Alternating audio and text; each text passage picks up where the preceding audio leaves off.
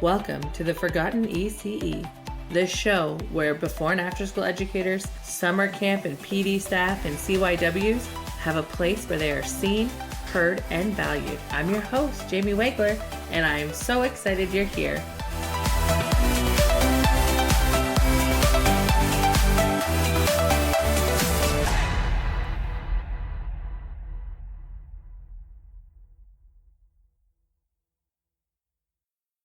Hello, wonderful people. Happy day. If I actually release this Sunday, happy long weekend. The May 2-4 long weekend already. Where has time gone? Oh my gosh. Also, just want to send a big thank you to my special guest last time. Yep, that was my bird. I'm so sorry. I didn't realize how loud she was in the video because she's not usually that loud, but of course she was while I was recording, so I apologize. If anyone's wondering, her name's Sunset. She's super sweet for the most part. She's a lovebird and she is part of my zoo. So big thanks to Sunset for making an appearance last time. Let's hope she's quiet tonight. Just after I started this, I had a request to talk about documentation, which is great. I absolutely love documentation because I'm a weirdo. Not everyone loves documentation, but I do. I love it a lot. I like making learning visible to families and people that might not understand what play-based learning brings and what that looks like. And I love being able to showcase what the kids are learning, all of the incredible things they do, and in the form of documentation or in the form of whatever I decide to do for documentation. So I guess for starters, we should talk about what documentation is. Documentation is defined as a process, a systematic art of collecting, interpreting, and reflecting on concrete traces of learning. It is literally making learning visible. Typically, it includes samples of children's work, photographs, how the children's engaged in the project or the work that they did, any comments or transcripts about conversations. But it also has the power to incorporate or support the teachers in their reflective planning and practices. And by that I mean when you are thinking back and reflecting on the documentation you've provided or done on the children's learning, you can pull their interests and tie it into the emergent curriculum cycle. You can look at it through the lens of developmental assessment. High quality documentation of children's work and ideas contributes to the quality of our programs in so many ways.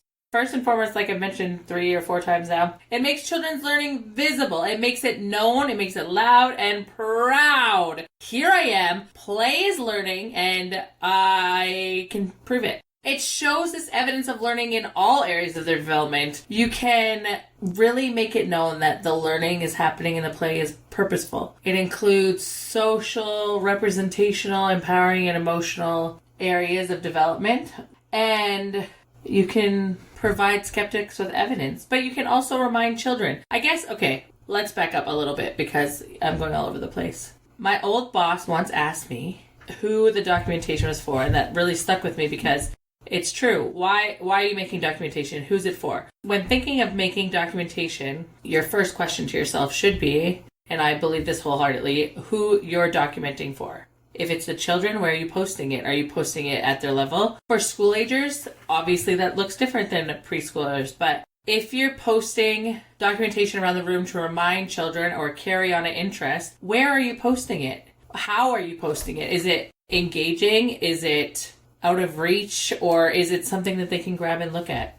Is it in the area that you're doing the project or whatever sparked their interest for this documentation? And then if you're doing it for the families, where are you posting it? What are you writing about it? Are you talking in language that families would understand, or are you talking in language that the school agers would understand? Or the kindergartens? So I think that's your first question. Whenever you start documentation, I think you should answer that first. Now going back into what to include in documentation and what documentation is, or why it's important, I guess, is what we're talking about. So the first thing was, as a recap, it makes the children's learning visible. The second thing would be that it enhances children's learning. And I mean that because children will be able to see what they've thought about come to life. They can see evidence of their experiences, and then they're able to revisit and work out either new findings or carry on their project. It really breaks it down for them to dive deeper in their thinking, ask some questions. It's such a creative process, and really they have this ownership over it. But that was them that contributed to the learning that's showing in your documentation. It really provides a sense of mastery. I sound so funny because it just blows my mind how incredible and how much can be taken away from documentation. It just benefits so many people, families, educators, children. Obviously, you can tell I'm super passionate about this. Another huge benefit of documentation in our school age programs, and this I should quote, this doesn't just mean school age as in before and after school. This also means March break, summer. Pause at summer because it's my favorite and it's so soon. I have so much work to do. Anyways, March break, summer, before and after school, PD day camps, anything at all with your school agers and your kindergartens. It's a reflective process. It's a process where they can, like I said, revisit. So do it. Show their learning. If it's a one-day program, you can send it to families so that they can revisit it with their children. And that kind of leads into the next benefit of documentation, which is it encourages parents to participate in the program. Children will be excited to show their families the projects that they've worked on, the learning that has happened, the information they have obtained.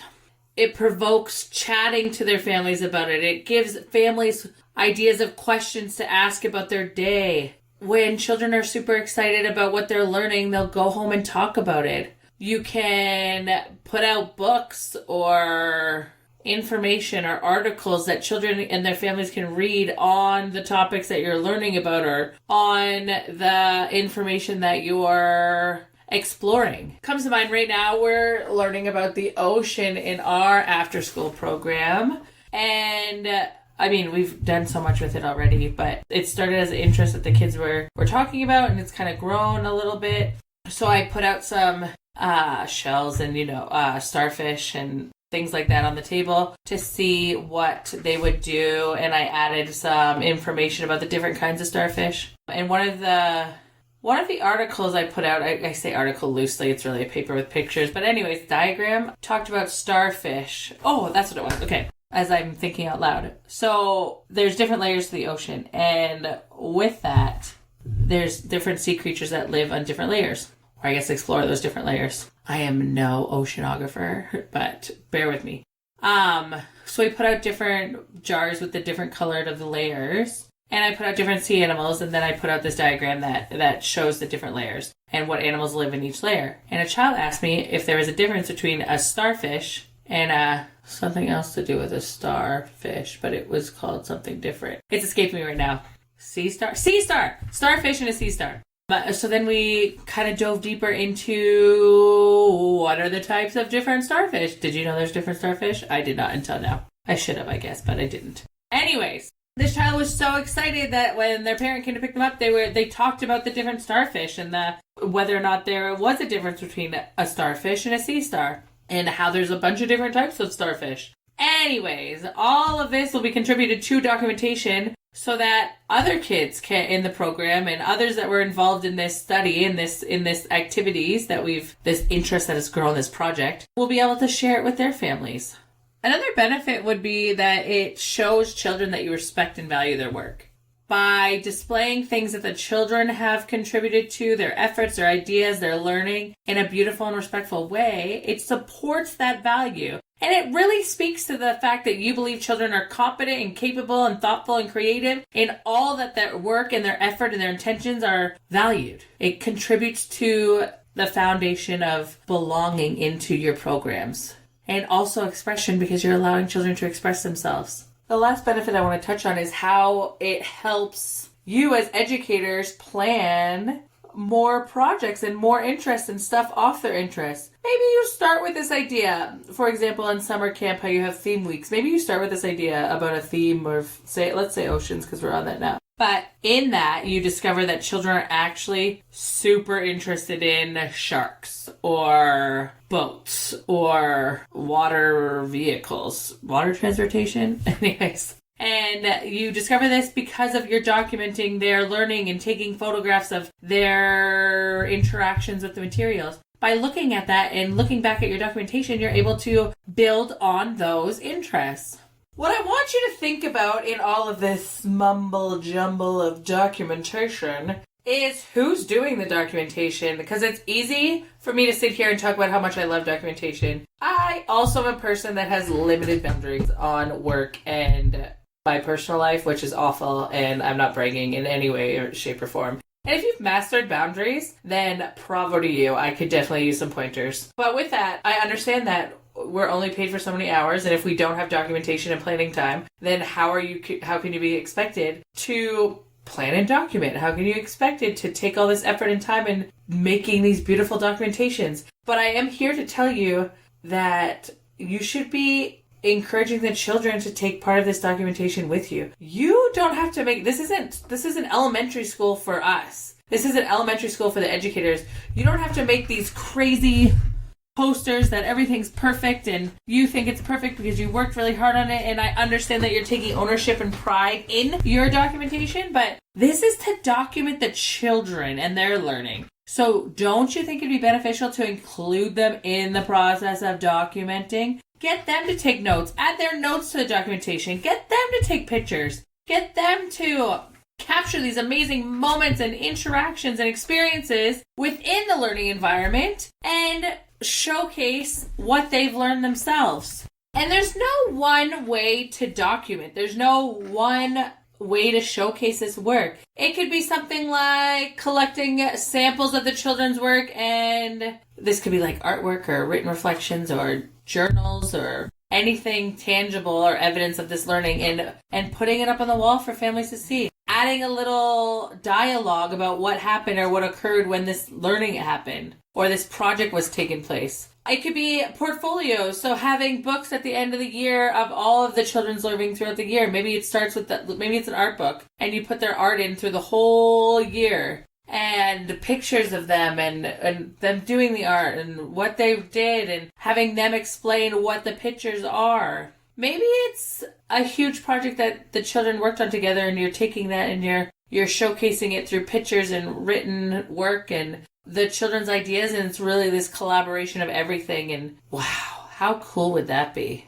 Maybe it's asking the children how they want to showcase their work. Maybe it's something as simple as, hey, I want to show off what you learned. How do you think we could best do that? I've kind of touched on the 4 foundations, but I really want to bring home the idea that documenting can be integrated into the school age program using the foundations. For example, belonging documentation can capture how children build their relationships, how they collaborate with each other, how they establish their sense of belonging with a group. It could show these team projects or social interactions and highlight moments where children demonstrate empathy or inclusivity or respect for others. It's really capturing these moments and then showing children that they belong in the program by showcasing them.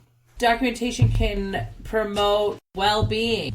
You can do this by focusing on the children's physical, emotional, mental well-being, and include documentation on the activities that are promoting this healthy living. I know in one of my school age programs, we provided each child with a journal. So there's no rules on it, that in the sense that there's no rules on whether they write or draw or whatever in the journal. But it's their journal and they can use it as they wish for the whole year.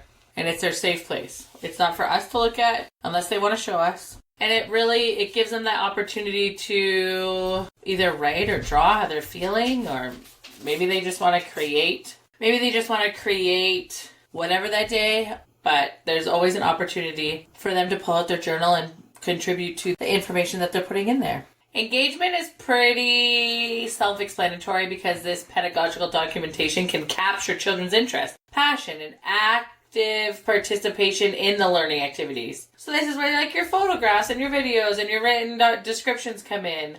It can highlight these moments where children demonstrate curiosity and problem-solving skills and perseverance within their learning.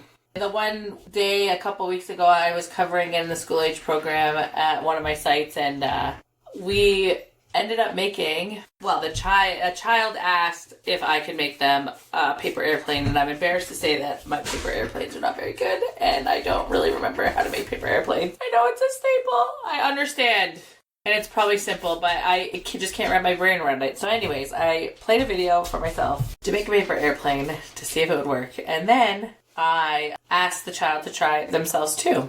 And she was amazing. She literally watched me watch the video and then was able to recreate it 7,000 times better by herself. Whatever. Way to go. But from there, other kids were interested and wanted to make paper airplanes. And then we started measuring how far the paper airplane went. And then we started making targets for the paper airplane. And it grew into this amazing thing. And children were so intrigued by it. The school agers were incredible, and it worked out really well. It's one of those things you can't plan. But anyways, there was a child who was not able to make a quote-unquote good paper airplane. And I don't mean it wasn't good. I just mean it didn't go very far. It was probably my standard, like it went 2 inches, but whatever. But they tried and tried and tried and tried, and I got pictures of them trying and refolding and unfolding and then talking to their peers about how they did it. And eventually they got one that went a little bit farther and they made it themselves, and it was incredible. And I have all of that documented because that learning that's happening is absolutely phenomenal, and you cannot recreate that without this documentation. And I mean, it's one thing to explain to the parents like, oh, they tried and tried again, but showing them the steps that they took,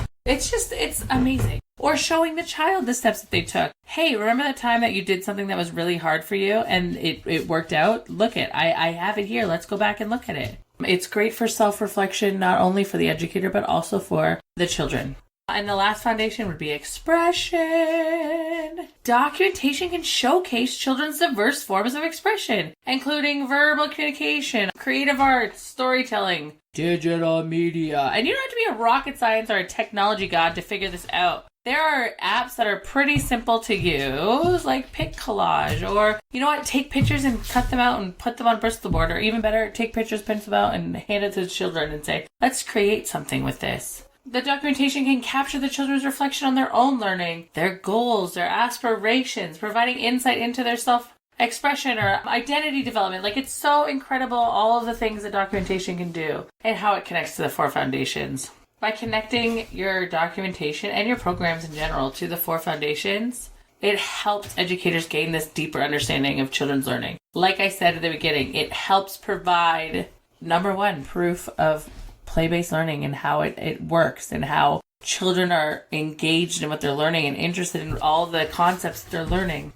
I think here I just want to give a couple examples of what you could do to document. So you've probably heard of it. If you have not, it's kind of cool. Learning stories or narratives where the educator understands the children in their own practice have identified outcomes and suggested ways to build on the children's learning and development. So, for example, taking pictures of the process or what has happened, and then have the children describe the experience and why it's important to them, and including all of that in this learning.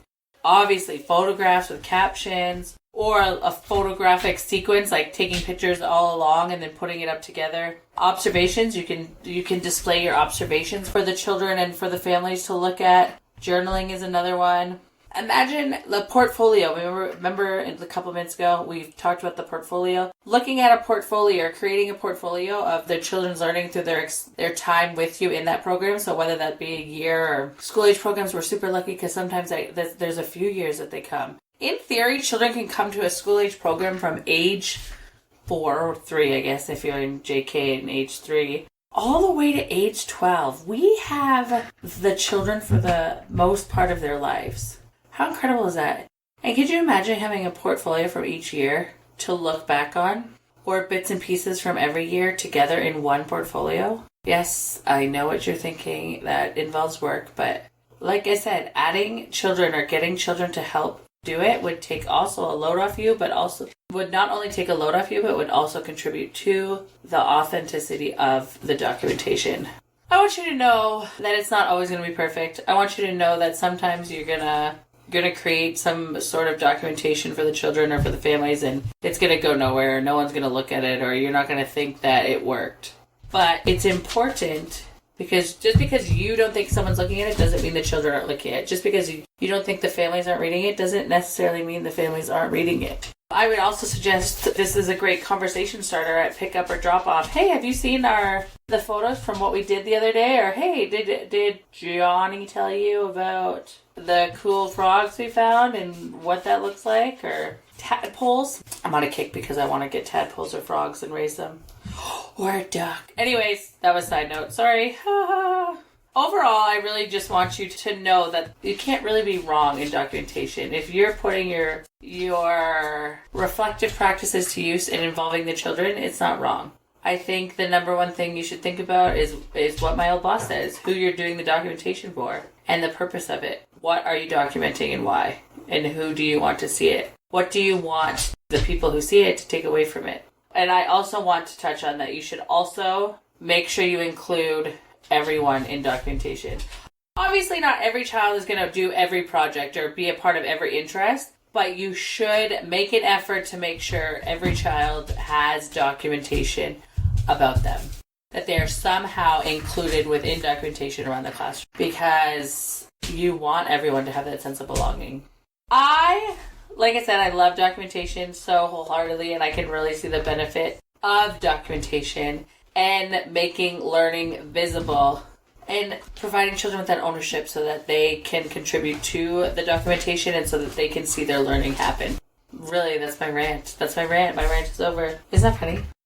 I didn't have any questions from the last time except for the bird. Talking about the bird. So I don't have a question period. I do want to thank you, as always, for tuning in. If you're interested in a topic or you have an idea of something you'd want to hear, please feel free to reach out. I love chatting. If you're not following me on Instagram, you are missing out. So go do that right now. Miss Jamie _RECE. That's MISSJAMIE _RECE. Check me out. I hope you have a fantastic weekend. I hope your week is going well. And I hope you're enjoying May because it's almost over. How is it almost over? I will talk to you again in June. Bye, everyone. Have a fabulous day. Thanks for listening.